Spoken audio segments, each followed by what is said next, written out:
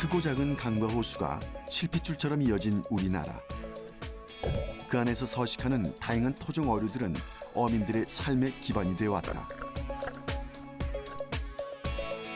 그런데 언제부턴가 우리나라 강과 하천의 수중 생태계가 변하기 시작했다. 배스가 폭발적으로 증가하고 배스에 의해서 그 지역이 점령된 생태계 자체가 굉장히 교란된다는 거죠. 뛰어난 생존력과 엄청난 번식력으로 대한민국의 수중 생태계를 장악한 외래종 배스. 배스로부터 우리의 토종 어류를 지킬 수 있는 방법은 무엇일까?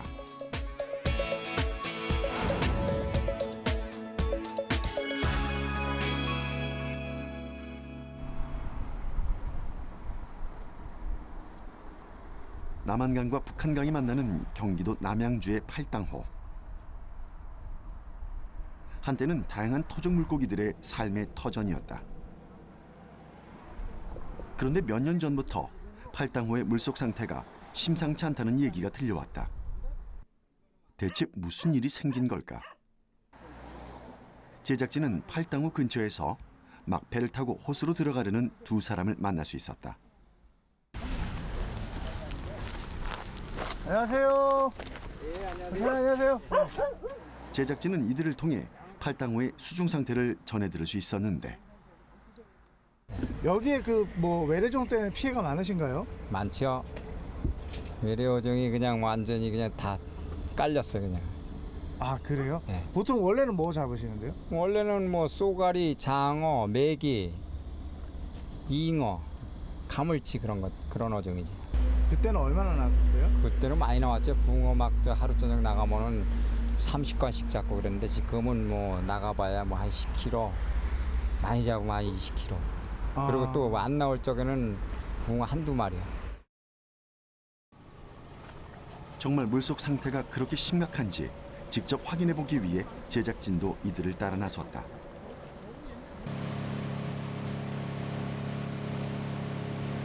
전날 밤 어부가 그물을 쳐놓았다는 곳에 드디어 도착. 과연 그물 안에는 어떤 물고기들이 들어와 있을까? 그물이 묵직한 걸 보면 꽤 많은 물고기들이 잡힌 듯하다. 언뜻 봤을 때는 외래종과 토종 물고기를 잘 구별할 수 없었는데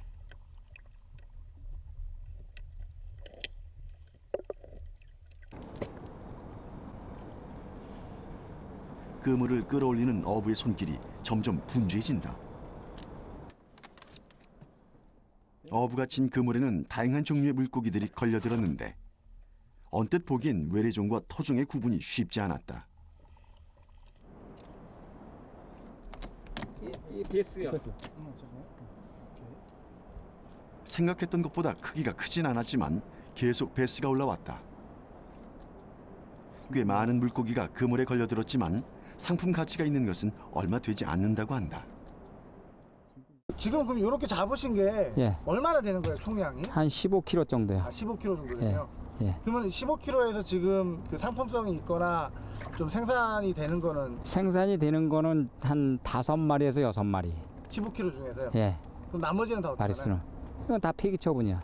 그냥 이제 저 시에서 예산 나오면은 거기에다 이제 수매를 시켜갖고 폐기 처분을 했는데 예산이 줄어갖고 예. 돈도 줄고 금액도 그래서 무한정 잡을 수가 없어요. 딱 수매 끝나면 안 잡아요. 어젯밤부터 그물을 놓고 아침부터 부지런히 조업했지만 결과는 예상했던 대로다. 그물에서 물고기를 떼어내는 어부의 표정이 어두운 이유. 대부분의 물고기가 베스와 같은 돈이 되지 않는 외래종이기 때문이다. 통상 조사를 해보면 25%에서 한 35% 정도. 그러면 브루일베스가 거의 육식성 물고기거든요. 거의 상위 포식자인데 그 정도 나온다 그러면 굉장한 수치죠. 그러니까 예를 들어서 먹이 피라미드 아래쪽 차지하는 예를 들어 피라미라든가 몰개 같은 거 그런 것들은 보통 한 나오면 어떤 호수 같은 게 40% 넘을 경우도 있어요. 그 정도는 이제 보통 나오는 수치들이거든요. 먹이사슬 제일 아랫부분이니까. 그다음에 제일 윗부분 같은 경우는 우리나라에서는 보통 쏘가리라든가 내기 같은 것들. 근데 그런 것들은 거의 1% 남짓, 5%를 넘지는 않아요. 근데 이제 브루길 베스 같은 경우는 한 25%, 35% 정도 나오면 이제 엄청난 숫자인 거예요. 그렇게 되면 온전한 생태라고 볼 수는 없죠. 육식성 어종이라는 베스. 큰 것은 7kg을 웃돈다는데 그런 녀석들은 정치망이란 어구를 사용해야 잡을 수 있다. 어우, 큰 거 들어갔네, 베이트. 메기도 한 마리 들어갔네. 예, 엄청 큰 게 있네요. 여기요. 예, 베이스 큰 게 들어갔네. 메기 한 마리, 접비 한 마리, 그리고 베이스.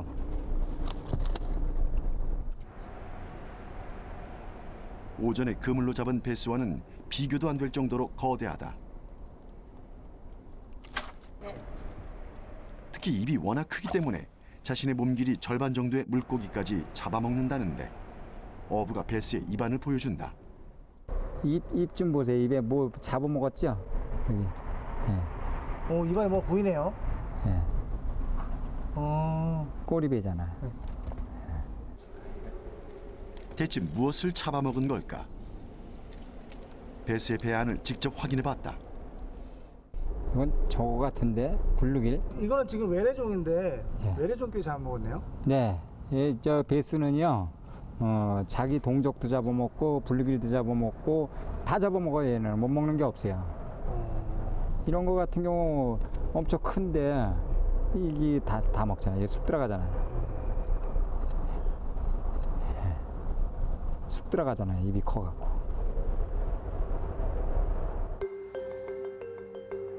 베스는 물이 흐르지 않고 정지해 있는 수면을 선호하는 어종이다. 깊이 6m 이내 수초가 많고 유속이 느린 곳을 좋아한다. 팔당 후에 인공적으로 댐이 조성되고 나서부터 변화된 수중 생태계는 베스가 번성하기 좋은 환경이 됐다. 틈날 때마다 팔당호에서 수중생물 생태 조사를 한다는 한국민물고기 생태연구소 송호복 소장. 베스가 토종 어류보다 번성할 수 있었던 데는 또 다른 이유가 있다고 설명한다. 바로 남다른 번식 방법이다. 브루길 베스가 생식 방법이 굉장히 독특하죠. 굉장히 특수화되어 있어서 베스 같은 경우는 둥지를 만들고 앞눈 위에서 알을 낳은 다음에 알이 부화할 때까지, 그리고 부화한 후에 한 2-3cm 정도 클 때까지 어미가 그걸 보호를 해요, 새끼들을. 그러니까 어릴 때 죽는 확률이 굉장히 적어지는 거죠. 순놈이 둥지를 만들고 부화해서 이제 새끼들이 떠날 때까지 어미가 지키고 있어요. 그러니까 그 어릴 때 사망률이 굉장히 적어요. 반면에 우리나라 물고기 같은 토종 물고기 같은 경우는 대부분이 그냥 알을 풀에 붙이거나 돌 밑에 낳고 그냥 떠나버리죠. 그럼 알아서 부화하고 스스로 커야 돼요. 그렇게 될 경우는 다른 천적들에서 잡아먹을 확률이 굉장히 많죠. 그러니까 살아남는 그 새끼들이 굉장히 적죠, 상대적으로. 근데 얘들은 거의 잡아먹히거나 죽는 확률이 없이 거의 부화를 하고 어린 개체로 자라날 수가 있어요.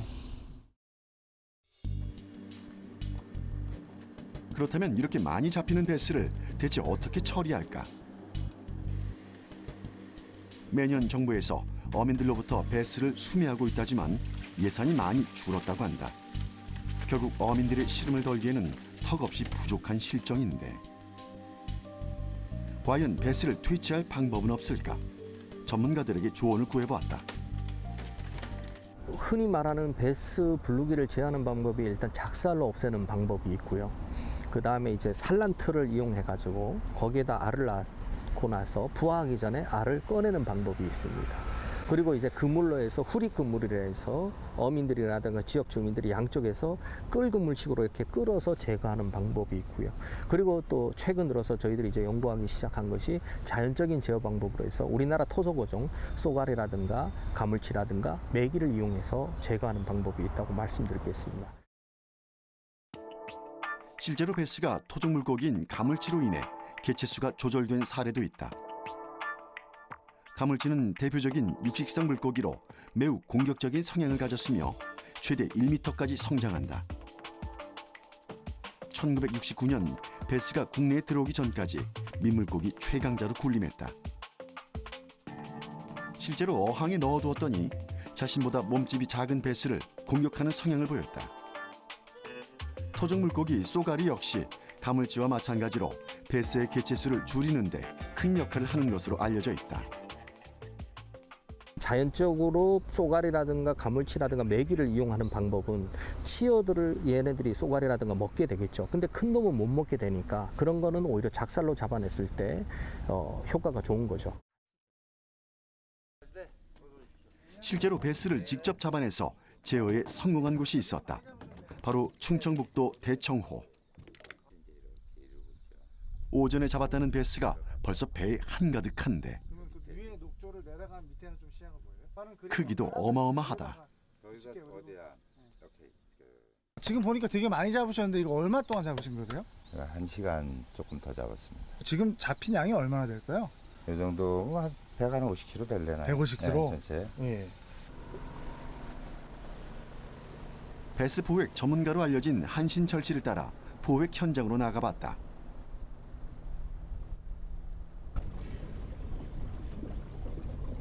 이미 팀원들은 잠수복을 착용하고 어창을 이용해 베스를 포획하고 있었다. 잠시 물속으로 잠수했다 나오면 베스 한 마리를 잡아오는 시기다.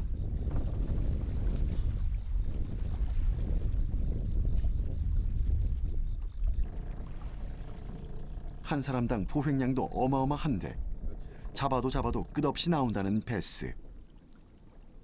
이런 곳에서 토종 물고기들이 버틸 리 만무하다. 원래 잠수부로 활동하던 한신철 씨는 물속에서 점점 사라지는 토종 어류를 복원하기 위해 베스를 잡기로 결심했다고 한다. 식사용으로 식용으로 들어왔는데 왜 식용이 안 되고 있는지에 대해서 이 고기가 이제 우리나라 토종 어류인 끌입니다. 끌인데 얘네들이 식성이 얼마나 좋으냐면 이런 것이 4마리씩 막 뱃속에서 나와요. 그리고 이게 만약에 안 들어가면 위를 딱 넘어가서부터 거기서부터 녹이면서 천천히 끌어들이면서 먹는 거죠. 그래서 전체적으로 다 녹아버려요. 잠시만요. 크기나 개체수만 비교해봐도 토종 물고기들은 베스의 상대가 될 수 없다. 수중 생태계의 균형을 위해서 인간의 개입이 필요한 이유가 바로 여기에 있는 것이다. 제가 저기 직접 한번 보여드릴 테니까 포인트도 가깝고 그러니까 거기 가서 직접 한번 들어가 보시죠. 아 예. 예. 제작진은 잠수 장비를 착용하고 직접 물속으로 들어가 보기로 했다.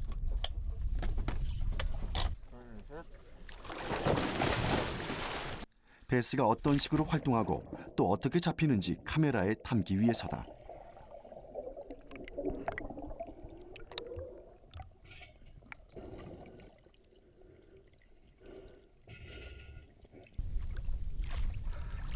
베스를 퇴치할 때는 한 구역을 설정한 후 집중적으로 포획하는 것이 중요하다.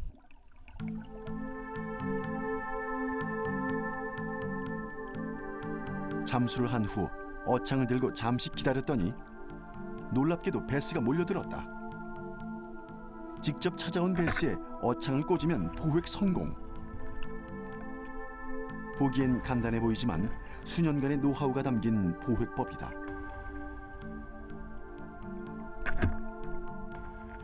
베스를 잡아내면 그곳에는 이제 토종 어류가 복원이 되죠. 왜냐하면 정착성 어류라 베스는 한번 잡아내면 그곳에 없습니다. 그래서 얼마만큼 많이 잡아냈느냐가 아주 중요해요. 그래서 일단 많이 몇 년 동안 잡아낸 곳이고 가끔 들어가 보면 베스가 없어서 확인해 보면 뭐 토종 어류들이 많이 생겨나고 있기 때문에 그 자리를 가고 있는 거예요. 지금. 그러면은 그 지역에 베스만 잘 자르면 토종 어류들이 모여서 하나요? 베스가 없어지면 토종 어류는 생겨납니다. 복원력도 빨라요. 복원력도 정말 빨라요. 생각했던 것보다. 그래서 정말 보람 있습니다. 이렇게 하는 것이. 베스의 개체수 조절에 성공해 수중 생태계가 안정을 되찾고 있다는 장소를 찾아가 보았다. 수년간의 꾸준한 포획 활동이 이루어진 곳이라는데 정말 토종 물고기들이 복원됐을까? 잠수사들이 물속으로 들어가 수중 상태를 직접 확인해 보기로 했는데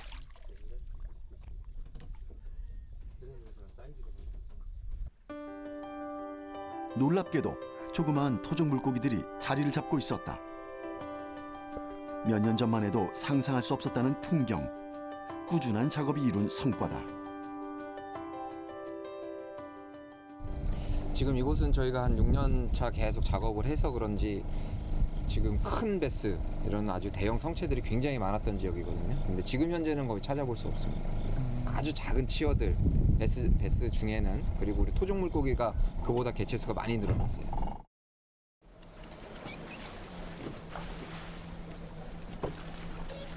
작업이 끝나고 돌아오는 길.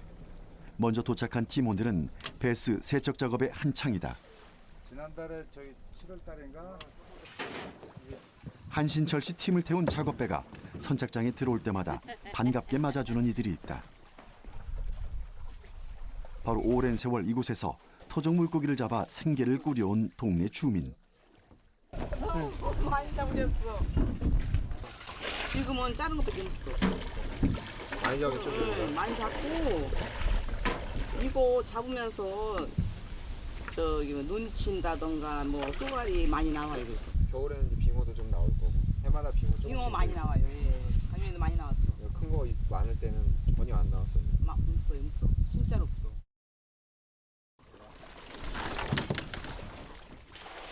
베스 포획량이 워낙 많다 보니 세척 작업도 만만치 않다. 이렇게 많은 베스는 어떻게 처리가 될까? 냉동 창고로 일단 옮깁니다. 이제 신선한 걸 그대로. 그래서 가축 사료나 저걸 필요로 하시는 분들이 있어요. 뭐 비료를 한다거나 사료를 한다거나 또 식용으로 쓰신다거나 그러면 신선도가 유지될 수 있도록 해가지고 가서 그대로 이제 보관했다가 드리는 거예요. 근데 뭐 식용은 어떤가요? 식용으로 하면 더 말할 것도 없죠. 맛도 좋아요. 저희는 자주 먹습니다. 저희는 자주 먹고 많은 사람들이 한두 번 잡숴보신 분들이 계속 요구를 해요. 원래 식용 자원으로 들여왔다는 베스. 과연 맛은 어떨까? 직접 먹어보기로 했다. 생태 교란종의 토종 물고기 킬러란 별명 때문인지 식용으론 크게 인기를 끌지 못한다는 베스. 하지만 제대로만 손질하면 바닷고기 못지않은 식감을 즐길 수 있다. 베스는 이제 육식 동물이기 때문에 이 비린내가 좀 많이 나요. 그래가지고 비린내를 잘 제거만 해주시면은 다른 이 지방도 많고 그래가지고 다른 어류보다 굉장히 맛이 좋고 육질이 굉장히 그 바닷고기 농어처럼 단단하고 야무져요. 이게 그래가지고 굉장히 고단백이에요. 고추장과 고춧가루가 매운탕 양념의 기본이지만 민물고기에는 된장을 추가하면 비린내와 잡내를 없앤다고 한다.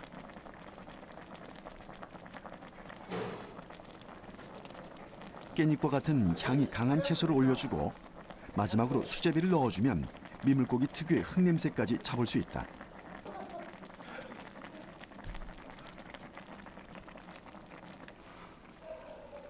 갓 잡은 뱃수로 요리한 매운탕.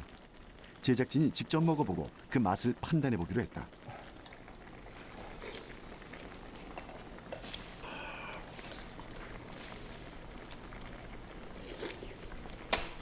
매운탕인데 제가 봤을 때 매운탕이란 맛의 차이는 없고 매운탕인데 고기를 실컷 먹을 수 있는 매운탕. 그러니까 잔갓이 많은 그 민물 매운탕 말고 굵직굵직한 고기 많이 먹을 수 있는 매운탕 그런 느낌이 납니다. 베스는 국내와 달리 미국과 일본, 중국 등지에서 고급 민물 어종으로 꼽힌다. 국내 낚시꾼 중에도 쫄깃한 맛의 베스회나 베스찜을 즐기는 이가 많다. 잘못된 선입견만 바로잡는다면 베스를 식용 자원으로 활용하면서 생태계 교란 정도 줄이는 일석이조의 효과를 거둘 수 있다. 근데 언제까지나 사람이 잡아낼 수 없고 언제까지나 산란틀 할 수는 없죠. 그럼 마지막 최종적으로는 생태계 스스로가 조절하게끔 해가지고 외래어종이 우리나라에 들어와서 조절하는 것이 가장 좋은 방법이라고 생각이 됩니다. 특히 우리가 지금 먹고 있는 배추라든가 제가 알고 있는 뭐 고추라든가 여러 가지가 우리 사실 외국에서 들어온 거거든요. 그리고 외국에서 들어온 것들이 서서히 생태계가 안정화되면서 서로 조화롭게 살아가듯이 마찬가지 베스 블루길 또 언젠가는 우리나라의 생태계의 어떤 일원으로서 같이 이 우리나라 생태계에서 어울리면서 같이 잘 살 수 있을 거라고 생각이 됩니다. 육식성 어종으로 왕성한 번식력을 가진 베스. 이미 수십 년 전 이 땅에 들어와 정착에 성공했기 때문에 단순한 차단 혹은 보획만으론 베스 문제를 해결할 수는 없다. 대신 현장 전문가들과의 협업을 통해 베스의 개체수를 조절하고 토종 어류를 보호하는 등 공존을 위한 노력에 더 많은 관심을 기울여야 할 것이다.